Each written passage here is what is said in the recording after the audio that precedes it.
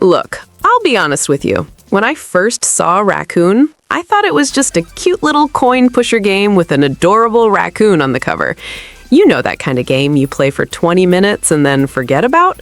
Yeah, but then I sat down to actually play it and lost track of time completely.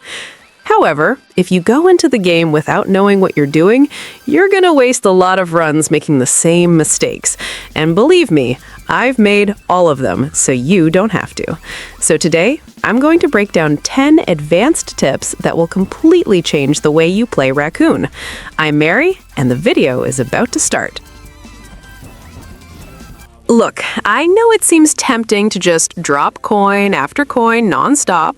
After all, it's a coin pusher. That's exactly the vibe. But playing like that means you're literally leaving points on the table. A lot of points. What you need to understand is that the scoring rate multiplier goes up as you drop coins in quick succession. The faster you rack up drops, the higher the multiplier. The problem is that it decays if you stop. So if you drop a coin, wait, drop another, wait again, the combo drains before you get anywhere interesting. The game seems chill, but it's punishing you for being patient in the wrong way. The right strategy is almost counterintuitive. Wait for the coins to pile up on the edge of the platform. Let them reach that critical point where everything is right on the verge of falling. Then you unleash a burst, several drops in quick succession, ensuring the combo bar doesn't empty out halfway through. You're not just pushing coins, you're building pressure and releasing it all at once in a calculated way. And the difference this makes is absurd. I'm serious when I say this is the dividing line between finishing a run with 100k points and finishing with 500k or more. It's not luck, it's not RNG favoring you, it's timing. It's knowing when to wait and when to strike. Master the combo meter and you'll see Raccoin in a completely different light. Look, I was playing and stumbled upon an early game combo that really changed how I was approaching my runs. I don't know if everyone knows this already, but if you don't, I hope it helps. The seed coin and the water coin have a synergy that seems simple, but is much stronger than it looks. When the two interact on the board, it grows a money tree that continuously generates coins. It's a passive source of points that feeds your run in the background while you focus on other decisions. I confess that the first few times I ignored it, thinking it was just a cosmetic effect, until I realized my coin pool was growing much faster than normal. In the early game, this makes a difference because you still don't have access to much. Having a structure passively generating coins while you plan your next drops is a real relief. It's not the most spectacular combo in the game, but it's consistent. And consistency at the start of a run is worth a lot. And there's a setup I tested that I found pretty interesting. Planting the seed in the back center of the board, applying the water right after, and adding the clockwork engineer. The positioning protects the tree from being pushed, and the engineer helps sustain the cycle. I don't know if it's the ultimate setup, but it worked really well for me. If you test it and find something better, let me know in the comments, because this game has a lot more depth than it seems. This is a tip that took me longer than I'd like to admit to understand. At the end of each round, after you've already hit the required score, the game doesn't force you to stop. And ignoring this might be costing you much more than you realize by the time you reach the shop. The logic is simple, but it makes a difference. The game's base rate is 1 coin dropped for 1 ticket earned. So if you're spending more coins than you're getting back, it makes sense to stop. But if your build is generating free coins through a money tree, the clockwork engineer, or any other passive source, then the story completely changes. You can stay in that round farming tickets for a longer time at no real cost and arrive at the next shop with way more options than you would by leaving early. When I started paying attention to this, the quality of my runs improved significantly. It's the kind of thing that seems obvious when someone mentions it, but gets easily overlooked in the heat of the moment because you're focused on other things. If your build has passive generation, farming tickets before the shop is practically meta. It's not a workaround, it's just using the system the way it was designed. And there's a detail I barely mention but is important. The coins you have in your hand do not carry over to the next round. They disappear. So before you open the shop, drop everything you have on the board. Don't hold back, don't save it for later because there is no later. Drop them fast, use what you have, and then open the shop. It seems small, but it's the kind of thing that separates an efficient run from a wasted one. I'll be honest, the first few times I got the nuclear coin or the TNT coin, I played them as soon as I had the chance. A board with a few coins? Blow it up. It seemed efficient. It took a while for me to realize I was completely wasting one of the most powerful tools in the game. Here's the deal. The explosion from these coins pushes everything at once, and if you have items that scale with the number of coins dropped simultaneously, that means the timing of the detonation is everything.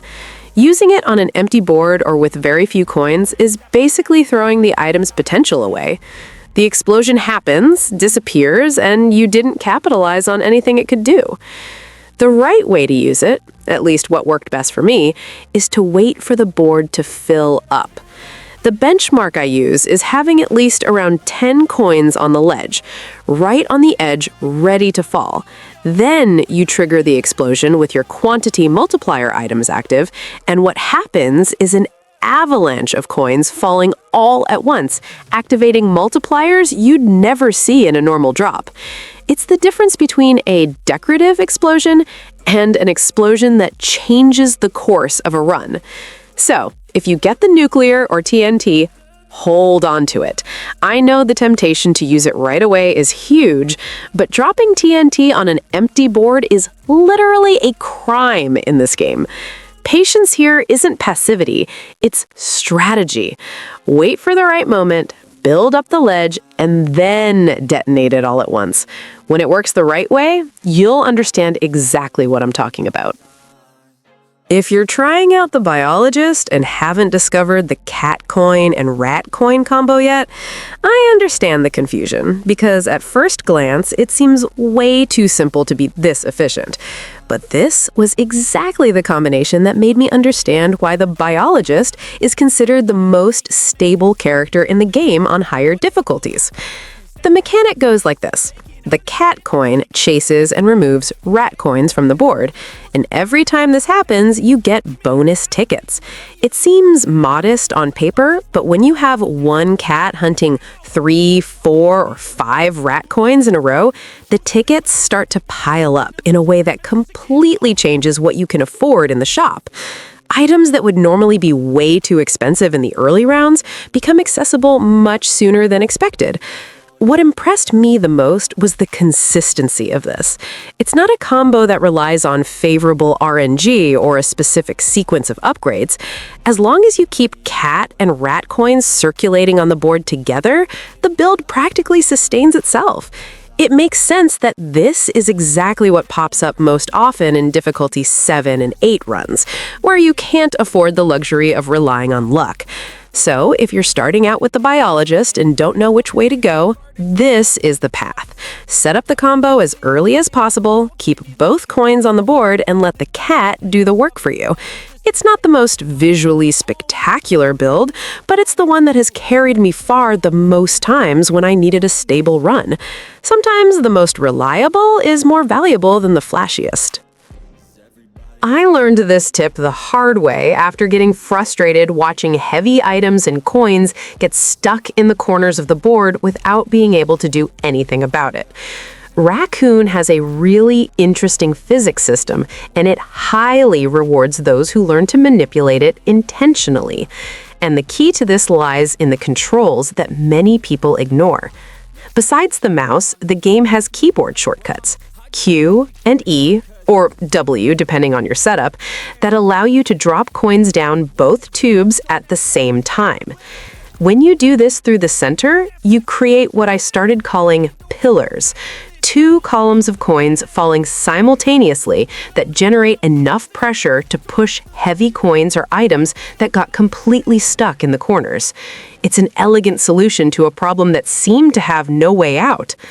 What surprised me was how well the game's physics respond to this.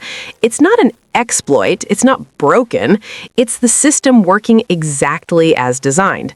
But most people never stop to test both sides at the same time because the mouse feels sufficient in the beginning. But there are specific situations, especially with special coins stuck at bad angles, where only the center pillar will fix it. So it's worth spending some time early on just experimenting with the shortcuts and getting a feel for how the physics react. I'm still learning to use this consistently, but ever since I started applying it, I've lost far fewer valuable coins and items to those corners. Sometimes the game isn't being unfair, it's just waiting for you to use the right tools. This is one of the lessons I learned in the most painful way possible. Reaching round 8 with a build full of value 1 coins and realizing they simply don't make a difference anymore. It sounds like an exaggeration, but it's not. On higher difficulties, the game demands a value progression that goes way beyond base coins, and if you aren't prepared, your run starts silently falling apart before you even realize it. What changes everything is prioritizing chips that increase the base value of coins as your combo goes up. The idea is that each drop is no longer worth 1 point. It's worth 1 point multiplied by everything you've stacked up until then. When this is working, a good sequence of drops can turn common coins into thousands of points at once. Without these modifiers, you're essentially playing under a very low ceiling that the advanced difficulties simply do not forgive. What helped me understand this was stopping thinking of chips as optional upgrades and starting to treat score multipliers and scaling chips as an essential part of the run's structure. It's not about having the perfect combo or the most creative build. It's about making sure that when the combo happens, it actually means something. Without that foundation, everything else loses its impact. So if you're reaching the late rounds and feeling like your points aren't scaling the way they should, this is probably where the problem lies. I spent several runs thinking I just had bad luck with coins until I realized it was the lack of scaling holding me back. Don't underestimate multiplier chips, especially if you plan on pushing into the higher difficulties. They aren't the flashy side of the game, but they are what sustains everything that looks flashy. It took me a while to notice this, but when I did, it completely changed how I wrap up each round. Most people, myself included at first, treat the end of a round as just that, the end. Target score reached, go to the shop, next round. But there's a detail the game doesn't explicitly tell you that makes the huge difference on higher difficulties. The board does not reset between rounds. Everything that's in the machine when you finish a round is still there when the next one begins. And when you truly understand this, the end of each round stops being just a conclusion and turns into a prep phase. If you know the next round is going to require a high score, you can use the last few drops of the current round to position special coins, especially the multiplier ones, right on the edge, ready to fall as soon as the level starts. In practice, this means you can set up a completely planned explosive opening. Instead of starting every round from scratch trying to build momentum, you enter with built-up pressure, special coins on the ledge, and multipliers ready to trigger. It's the kind of advantage that doesn't show up in tutorials, but becomes glaringly obvious when you watch longer, more consistent runs. I wouldn't call it a game secret. It's more of a natural consequence of paying attention to how the systems work together. But if there's a line that separates those who play well from those who play really well in Raccoin, prepping the edge before ending the round is one of them. Don't rush out of a round. Think about what you're leaving for yourself at the start of the next one. Everyone has been here. You're out of coins, the board is mostly clear, and there are those 2 or 3 coins hanging right on the edge that just won't drop. You stare at them, knowing that if they fell, they'd give you the exact tickets you need to survive in the shop. It was exactly in this moment that I discovered, somewhat by accident, the true value of the shake. A few items in the game let you shake the machine, and for a long time, I used this impulsively. At the first sign of trouble, I'd shake without thinking. It took me a while to realize the shake is a limited resource, usually once per round, and using it too early is basically wasting a lifesaver before you actually need saving. The right way to use it, at least what I learned in practice, is to save it for when you've truly run dry. No coins in hand, board almost empty, and those stubborn coins on the edge not falling on their own. That's when the shake does exactly what it needs to. Knocks down what's stuck, generates the missing tickets, and gives you enough margin to get to the shop and buy a refill. It's the difference between a run continuing or dying right there. It's not the most glamorous mechanic in the game, and because of that, it's easy to ignore its potential. But ever since I started treating the shake as a strategic resource instead of a panic button, I've lost way fewer runs due to coin starvation in critical moments.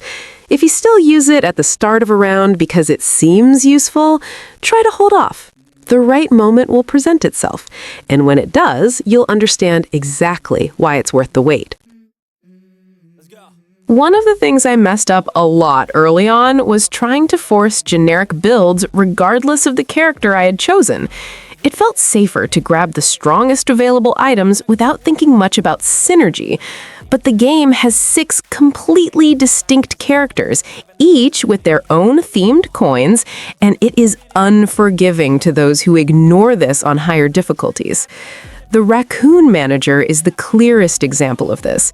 His passive, Gold Rush, converts every high combo into instant shop gold. This means his identity is entirely built around mathematical combos and multipliers. When you lean into this and build around the math chip and score multiplier, the run starts funding itself. Trying to play him like any other character is wasting exactly what makes him strong. The biologist works in a totally different way, and that's why comparing the two helps illustrate the point. His strength isn't in direct multipliers, it's in the loop of organic entities that multiply on their own, the cat and rat combo being the most consistent example of this. It's a build that sustains near infinite drops if you keep the cycle going. The scoring ceiling is lower than the Raccoin manager's, but the consistency makes up for it in situations where building a combo is harder. So if you're reaching difficulty 7 or 8 and feeling like your run loses steam in the final rounds, it's worth asking yourself if you're actually playing the character you picked, or just grabbing whatever looks good in the moment. A generic build works in the beginning, but the game will penalize you for it sooner than you expect. Every character has a natural path, and following that path is always more efficient than trying to invent a new one.